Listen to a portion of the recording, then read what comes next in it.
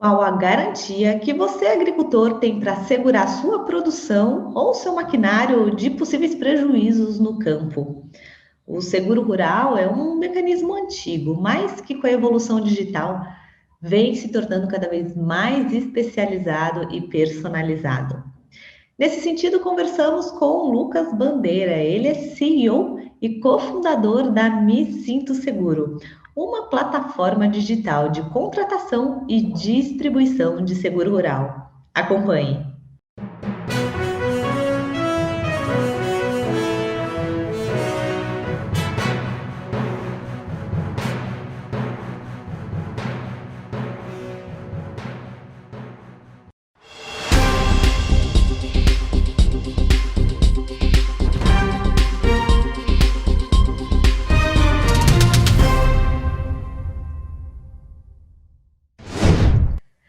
Lucas Bandeira, muito obrigada por ter aceito o nosso convite, estar aqui com a gente no JA, nesse papo que a gente tem com grandes empreendedores do agro nacional.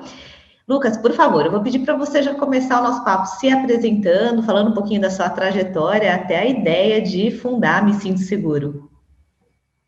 Bom, obrigado pela oportunidade, Carol. Agradeço a atenção de quem está nos assistindo aí também. Eu me chamo Lucas Bandeira, então sou cofundador da Me Sinto Seguro. E eu me sinto seguro de uma maneira bastante resumida. Ela nasceu da minha experiência. Eu tive como corretor alguns anos atrás, tentando atuar nesse mercado dos seguros focados no agronegócio.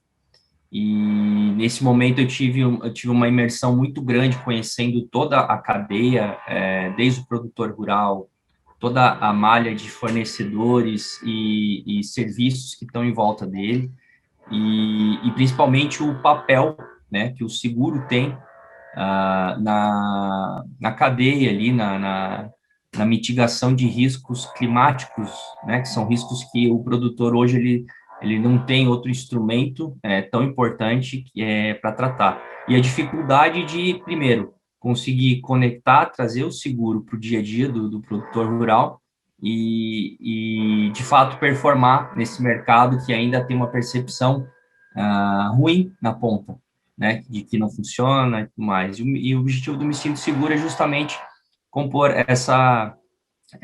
melhorar essa experiência digital para que toda a cadeia, né, possa se comunicar melhor, possa distribuir de uma maneira mais justa, mais sustentável os produtos e o mercado crescer, né, o produtor se sentir de fato seguro no dia a dia dele, nas atividades que ele precisa pleitear, independente do tipo de empreendimento que ele está envolvido.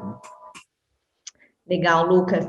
E assim, para a gente então começar a conversa, colocar todo mundo na mesma página, qual que você já comentou um pouquinho, mas explanar um pouquinho mais sobre a importância do seguro rural, principalmente na cadeia de crédito do agronegócio? Claro, vamos lá.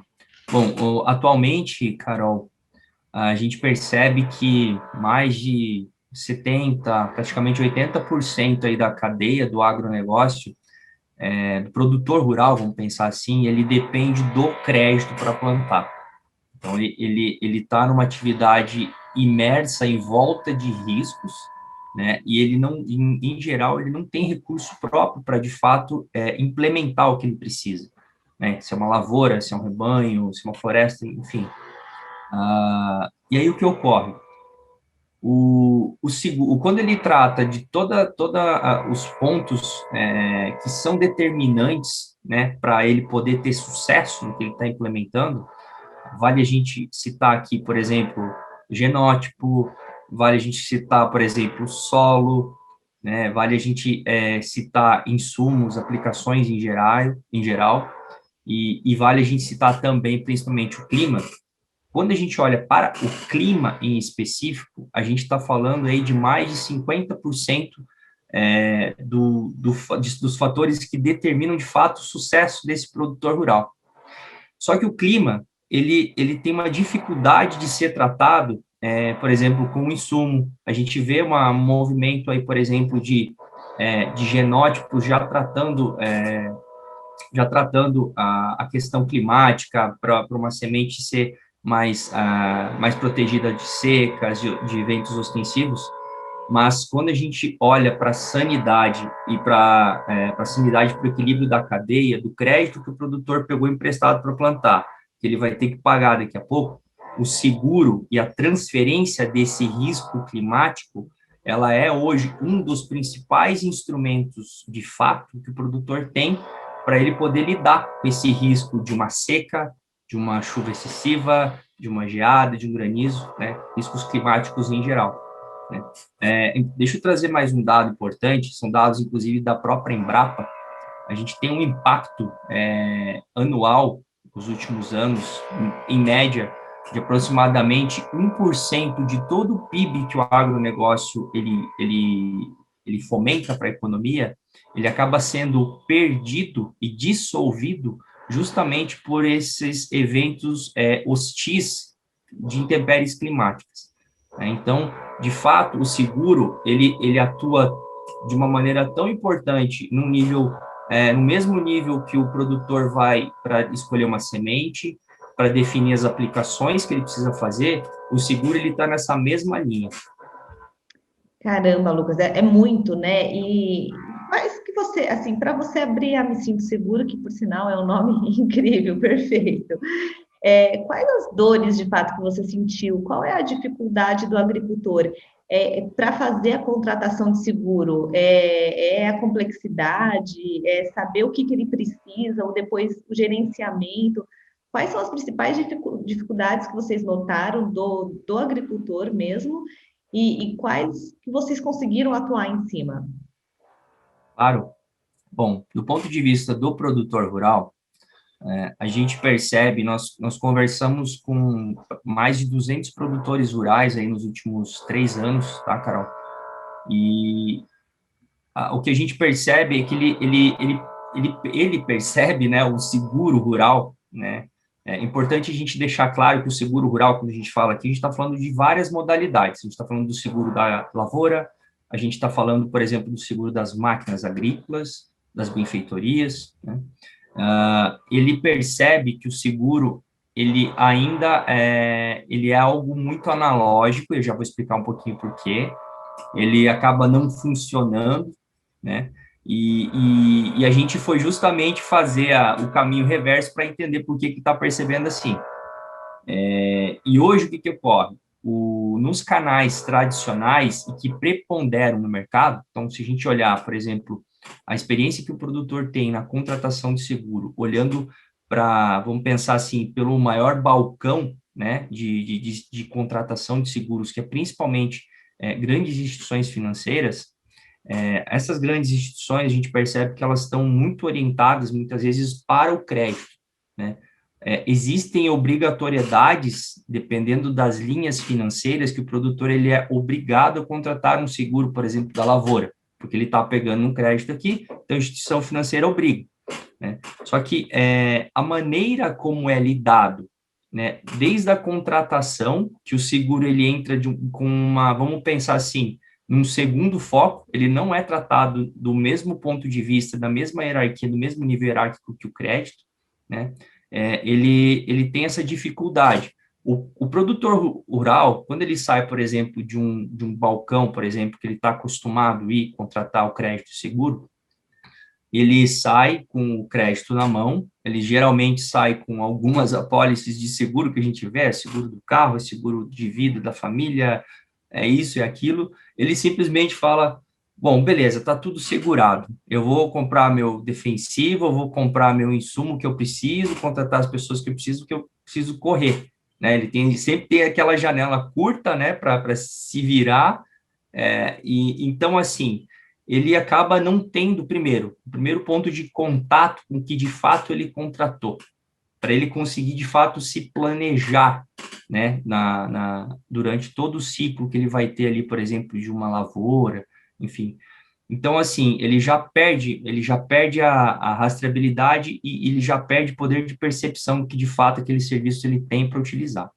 O segundo ponto acaba sendo uma consequência. Então, vamos pensar assim: o produtor está lá no meio do ciclo, né, daquela cultura, ele, sei lá, teve um problema de seca, né? Ele precisa, por exemplo, fazer um acionamento de um sinistro, ele precisa de informação para que ele seja atendido naquele momento, né? Ele está com tanta variável em volta que ele tem dificuldade, muitas vezes, de acessar uma informação que pode ser, muitas vezes, simples, né? Só que, nesse momento, ele está sendo bombardeado ali por quem forneceu insumo para ele, por quem entregou crédito, pelo pessoal que está fazendo o monitoramento daquele negócio ali, ele fica meio perdido.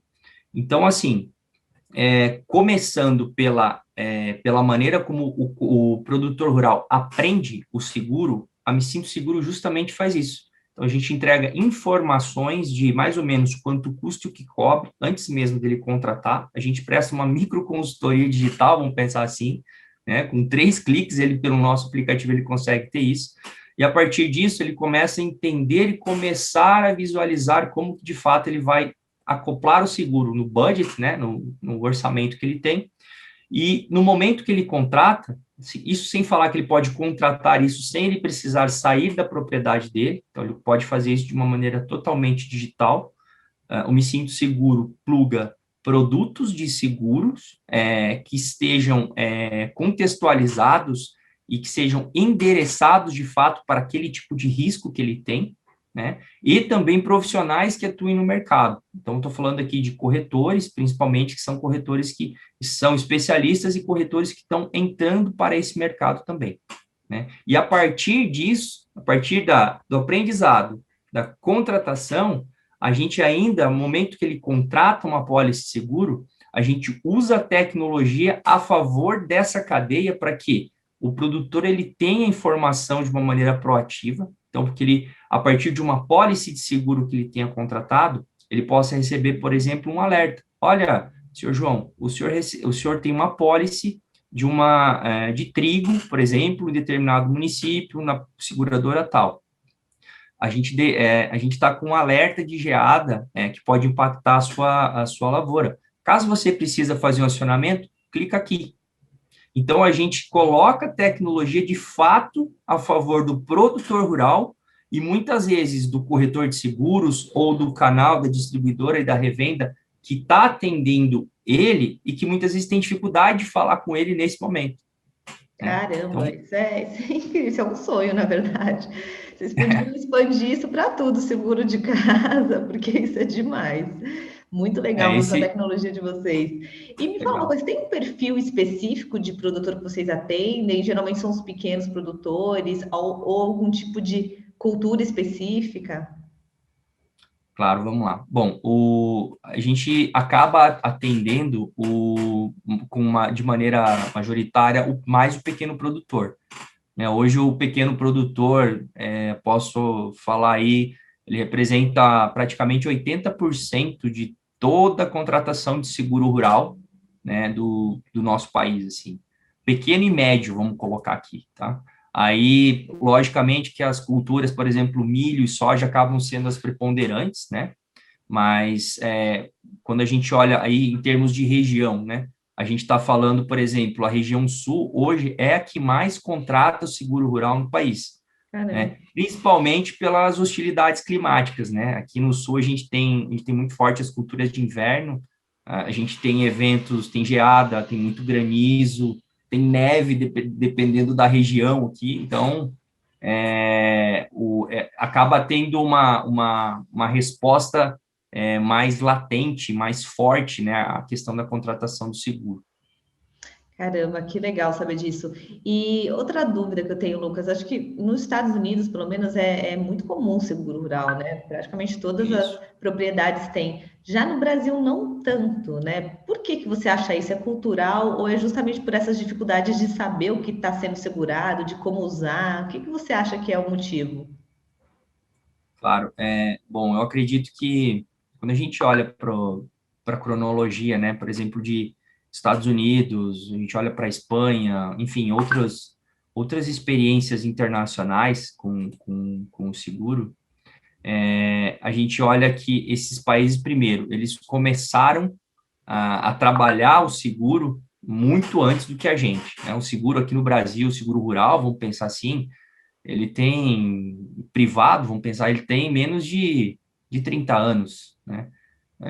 Quando a gente olha para os Estados Unidos, a gente já vê lá na década de, sei lá, de 50, de 60, eles já trabalhando o seguro de uma maneira, trazendo entes privados, que são os entes que, de fato, seguradoras, eu estou falando aqui, que de fato lidam com risco, né? Os governos, eles entenderam que ficar com o risco climático para o governo não compensa, né? O governo, ele olhou como o governo, por exemplo, tem trabalhado aqui no Brasil nos últimos 2, 3 anos. Então, o governo, ele saiu de, ao invés de pagar uma indenização do produtor, né? Como a gente, por exemplo, tem programas que fomentaram muito o agronegócio lá na década de 60, como o Proagro, por exemplo, né? Que o governo, ele estimulou muito o agronegócio, por um lado, né? Ele pleiteava o crédito, né? Ele era um funding, de fato, ali do produtor, chamou instituições financeiras, fomentou esse mercado, mas, por outro lado, ele também tinha que garantir justamente esse risco climático, ele absorveu isso, né? Então, por isso que foram criados esses tipos de governo, de programas, como eu comentei. O que ocorre? Como a gente tem uma história curta ainda, né, com relação à maturidade dessa cadeia de crédito, seguro, a gente sempre, quando a gente fala de seguro, a gente fala de crédito, não tem como a gente desacoplar, tá, Carol? Porque, de fato, assim, você tem um lado emprestando dinheiro para um cara que está numa atividade de risco, está produzindo a céu aberto, precisa, na grande maioria dos casos, quando a gente olha do produtor rural, o pequeno principalmente, esse cara planta 2 safras no ano. O cara tá com devendo aqui nessa safra, mas daqui 1 mês, 2 meses, ele já tem que ir no balcão para pleitear outro crédito. Então, a manutenção dessa saúde financeira e da possibilidade dele se manter, de fato, na atividade, o seguro, ele entra justamente como um amortecedor, né? Tanto para quem está financiando, que é uma garantia, fala, cara, eu estou te prestando dinheiro, eu sei que você não consegue prever e nem lidar com determinadas intempéries climáticas. Então, cara, vamos colocar um seguro aí para a gente poder transferir esse risco, para quem de fato sabe analisar isso, que é o mercado das seguradoras, das seguradoras, né? Aí eu vou complementar, só para não perder a linha aqui. Então, o governo, ele entendeu que ele vale mais a pena ele ajudar o produtor a pagar uma parte do seguro. Então, existem programas de subvenção, tanto do governo federal, existem alguns programas de subvenção de governos estaduais, como São Paulo e como Paraná, e já tem um movimento para iniciar alguns, já tem alguns programas até municipais. Então, as próprias prefeituras, de fato, estão ajudando o produtor a fomentar e ele contratar esse seguro, porque quando ele contrata o seguro, a economia local, né, ela não é tão impactada no caso dessas intempéries, desses eventos hostis. Na verdade, isso se propaga para toda a macro cadeia do agronegócio, né? Então, assim, de maneira bem objetiva, eu acredito que seja um pouco de histórico que a gente está vivendo. O Brasil está, assim, está olhando para fora pelas boas práticas de quem já passou por isso e quem tem hoje, por exemplo, o seguro rural no dia a dia, né? Então, você vai nos Estados Unidos, hoje você tem 90% praticamente da área agricultável deles tem cobertura de seguro climático, né? Enquanto a gente aqui está nos 20%, né? A gente está crescendo bastante, mas a gente tem um potencial gigantesco ainda para crescer. E esse modelo digital, essa pergunta eu faço para todas as startups que eu entrevisto aqui. O modelo digital, ela está sendo bem aceito nas propriedades com seus clientes? É uma barreira também ou não? Você acha que as novas gerações já estão assumindo, eles absorvem de uma maneira bem mais fácil, mais ágil? Bom, o digital, eu acho que ele sempre vai ter um pouco de barreira, né? A gente está falando de lidar com coisas que são intangíveis, né? Que a gente não encosta, né? E quando a gente fala do agronegócio, a gente tem muito isso ainda, esse tradicionalismo de as coisas estarem no papel, você tem que assinar as coisas, né? Estou trazendo alguns exemplos bem práticos aqui. Mas, de uma maneira geral, a gente percebe, sim, que a adoção do digital tem sido muito boa, né? Tem pesquisas aí tem uma pesquisa da McKinsey que saiu agora em março, inclusive, que eles falam que, por exemplo, os produtores brasileiros, aqui eles estão utilizando mais de 85% dos produtores brasileiros, aí eu estou falando de todos os portes, desde o produtor familiar até o produtor mais estruturado, de fato grande, ele já está utilizando, por exemplo, o WhatsApp como um canal para lidar com fornecedores, com quem compra o produto, né, para fazer o trading ali do grão, para lidar de maneira geral. Então, essa abstração que muitas vezes a gente vê dificuldade, por exemplo, de alguns produtores, na verdade, ela já está sendo trabalhada por outros canais, que estão trabalhando de maneira mais massiva. Né? E a gente sim utiliza, a gente tem na nossa estratégia digital, a gente, além, por exemplo, do aplicativo, a gente comporta também esses canais que têm uma adoção muito grande, né? Por exemplo, o WhatsApp, as redes sociais e tudo mais, né? Tudo isso de uma maneira integrada, né? Que legal. E agora, a gente está acabando aqui o nosso tempo, mas eu queria te fazer uma pergunta. Vocês fazem parte de um hub de inovação de Piracicaba, né? O Agitec Garage. Que isso ajudou para vocês? A gente está fazendo uma série de várias entrevistas com as principais startups que estão no guarda-chuva da GTEC. E que ajuda? Qual a importância para o empreendedor, que tanto o que está no início do projeto, quanto o que está mais para frente, estar dentro de um mecanismo assim? Bom, o Agitec Garage, eu acho que ele é um pouco de uma, vou colocar um exemplo aqui, não me entenda mal, eu acho que só tem bom sentido, ele é uma panela de pressão para o empreendedor, mas é uma pressão muito boa, porque você estando lá dentro, você não tem como não se conectar, né? Então, é como se eles fossem o fogo e aquela panela, e você está ali dentro, e você não tem como não se misturar aqueles ingredientes e dar um caldo, né? Agora, logicamente, né, vai de você saber o que fazer com aquele caldo. Mas eu acho que eles de fato cumprem com o objetivo de fomentar conexões. Eles têm vários programas fantásticos que pegam lá empresas âncora, né? E de fato trazem a startup junto, muito próxima, para pleitear projetos pilotos, para acelerar, né, desenvolvimento de produto e do mercado que as startups estão. As startups elas navegam no mar que muitas vezes elas colocam um pouco o dedo, analisam dados, mas é um mar que às vezes não foi navegado por ninguém.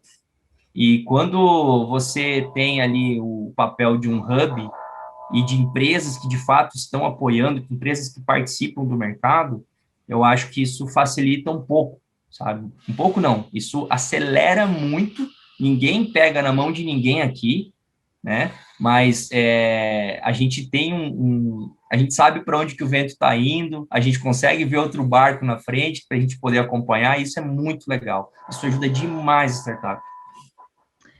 E vocês já passaram por alguma rodada de investimento, ou estão em busca, ou ainda não estão na fase? Bom, nós estamos ainda em fase que a gente chama de Product Market Fit, né? Então, a gente desenvolveu os produtos, né? Tanto um aplicativo para o produtor rural, que é gratuito, e aí a gente tem também um back-office digital, que ele é utilizado por distribuidores, revendas de insumo, empresas que possam vir ajudar os corretores e as seguradoras a distribuir esses produtos.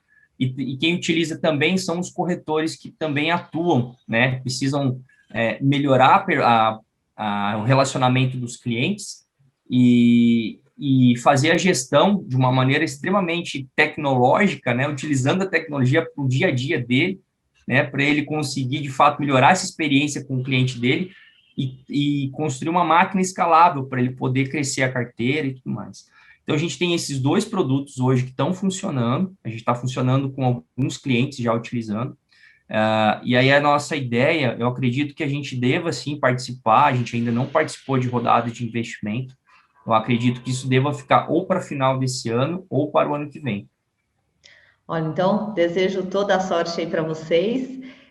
Sem dúvida vai ser um sucesso, a ideia é ótima, o nome é ótimo, e os fundadores também são muito esforçados, ótimos, então a gente deseja toda a sorte do mundo. Fica à vontade para passar o endereço, como que o pessoal pode te achar. Obrigado, Carol. Bom, quem tiver interesse, pode me procurar ali no LinkedIn, Lucas Bandeira, também pelo nosso website, a gente tem um canal direto ali, você pluga, fala por WhatsApp diretamente com a nossa equipe aqui, pode me procurar pessoalmente também. Eu estou à disposição aí para quem de fato procura trabalhar por um agronegócio mais seguro e mais sustentável. É esse lema que a gente tem no nosso dia a dia aí, o que faz a gente acordar todo dia e dedicar o que a gente está dedicando para de fato fazer o que a gente está fazendo, né? Me sinto seguro. Lucas, parabéns, eu desejo toda a sorte do mundo, ótimos negócios. E para você, aí, telespectador, internauta que está acompanhando a gente, quer ver mais entrevistas, lembre de curtir o vídeo, seguir o canal, compartilhar e ficar atento aí quando a gente tiver mais novidades e mais ótimas entrevistas, como essa que a gente acabou de ter com o Lucas. Lucas, muito obrigada, fica com Deus e bons negócios. Obrigado, Carol. Um grande abraço.